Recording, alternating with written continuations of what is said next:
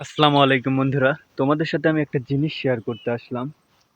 এই যে দেখো, হলুদ কত হয়ে আছে এই কাঁটাযুক্ত লেবু গাছে।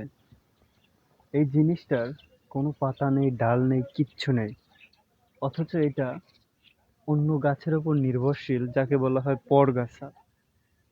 ছোটবেলায় আমরা এই জিনিসটা বড়ই গাছে দিতাম এবং 15-20 দিন পরে এসে দেখতাম যে কত হয়েছে। মজা করে দিতাম, শয়তানি করে দিতাম। ছোটবেলার কথা মনে পড়ে।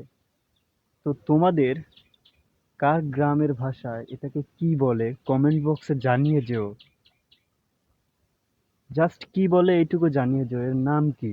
এবং আমাদের চাটমোহরের ভাষায় এটাকে কি বলে আমিও সেটা বলবো। আগে তোমরা কমেন্ট বক্সে বলে যেও, তারপর আমি আমারটা বলে দিব। দেখো যে একটি দুটি থেকে কত হয়ে গেছে।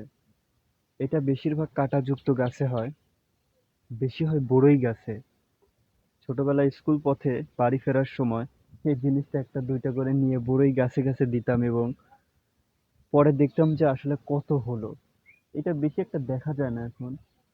তো অনেকদিন পর আজকে দেখলাম।